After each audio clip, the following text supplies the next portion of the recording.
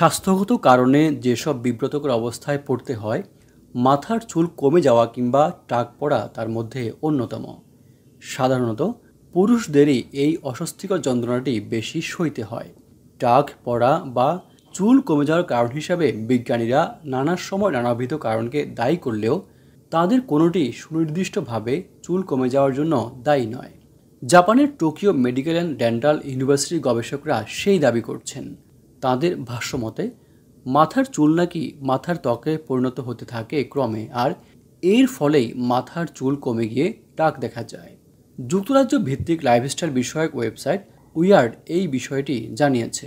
ওয়ার্ডের প্রতিবেদনে বলা হয়েছে, মানুষের চুলে যে অসংখ্য স্টেম সেল থাকে সেগুলো বয়স বৃদ্ধির সঙ্গে সঙ্গে চুলের ফলিকল উৎপাদন করা বন্ধ করে দেয়।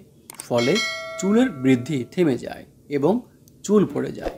এভাবে স্টেম সেলগুলোর বয়স বাড়ার সঙ্গে সঙ্গে নতুন চুলের উৎপাদনও কমতে থাকে।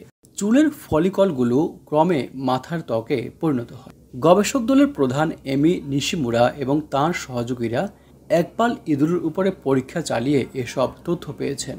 তাঁদের ভাষ্যমতে 55 বছর বয়স পার হলেই মানুষের চুলের ফলিকলগুলো ত্বকে পরিণত হতে শুরু করে। এই প্রক্রিয়া অনেকের ক্ষেত্রে অবশ্য অনেক আগেই শুরু হয়ে যেতে পারে।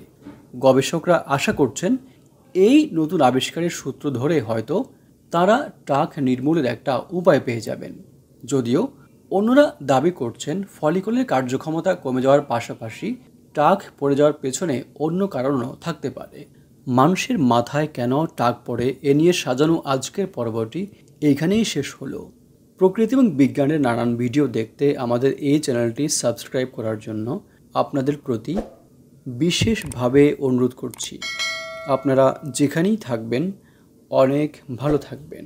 ভিডিওটি দেখার জন্য ধন্যবাদ।